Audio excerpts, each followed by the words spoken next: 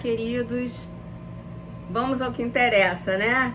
Passamos por todos aqueles vídeos de desenvolvimento e agora estamos no assunto que eu tenho certeza que é o assunto que interessa a todos. Mas para entender esse assunto, precisa voltar lá nos vídeos de desenvolvimento, tá certo? Hoje eu vou falar sobre as alterações psicológicas e alguns distúrbios psiquiátricos que são comuns da adolescência. E como a gente falou antes, né, a adolescência é um período de grande desenvolvimento, né, cerebral, onde existe um entendimento das emoções, um entendimento mais profundo das emoções, uma capacidade de reação a essas emoções e também um momento de grande fragilidade, né? Porque justamente é a parte de desenvolvimento cognitivo importante, moral, social, tudo acontecendo ao mesmo tempo, além das alterações físicas, né? Com todas essas transformações, os adolescentes que têm experiências ruins, por conta dessas experiências e também por um histórico familiar, talvez de doença psiquiátrica, eles têm maior tendência a desenvolver sintomas, né, de depressão, ansiedade, e existe um risco elevado de suicídio nessa faixa etária. Essa questão do suicídio vai ser tratada à parte, porque nem sempre o suicídio é pelo comportamento que a gente espera, né, que é o comportamento de depressão, nem sempre. Então, por todas essas razões que eu falei, por ser um momento tão frágil da vida, né, o adolescente ele fica mais propenso a ter alguns tipos de transtornos psicológicos, né, e esses transtornos são eles, né? Então, os transtornos de humor, que são os mais conhecidos, né? Depressão, irritabilidade, a adolescente perde o interesse, não quero mais estudar, não quero mais fazer isso, vai ficar deitado. Então esses são os transtornos, assim, é um dos transtornos mais conhecidos, né?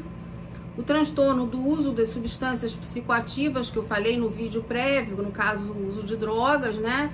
Que exige um tratamento específico quando identificado. Então, muita atenção, não adianta tentar, vamos contornar, vou tratar em casa. Não, não vai funcionar. Precisa do especialista, ok? Não corram esse risco, porque pode não dar certo, né?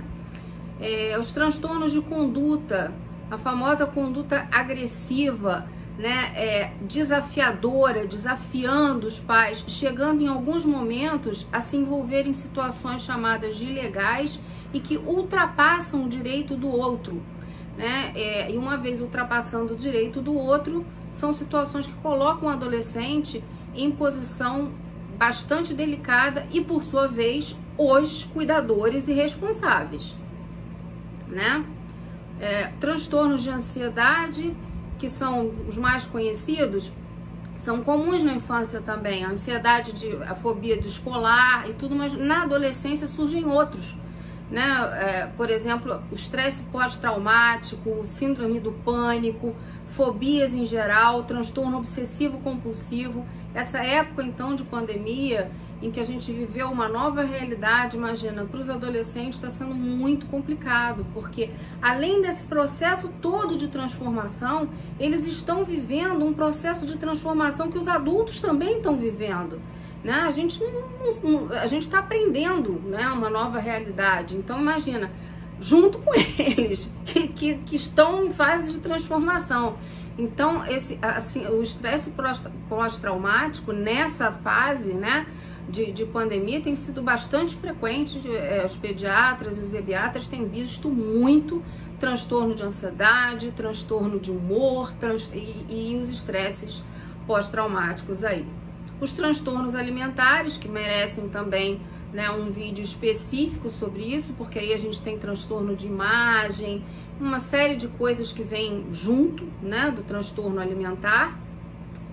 E, obviamente, além da possibilidade de transtornos mais graves que têm uma idade de prevalência na adolescência, né?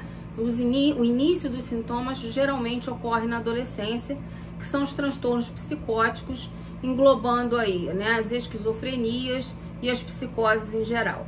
Então vê que é um período que precisa realmente do suporte do especialista. Eu vou repetir isso todas as vezes, porque é um período que o adolescente não fica muito doente, né? Então é muito comum a não ida ao pediatra. Ah, vai no pediatra pra quê?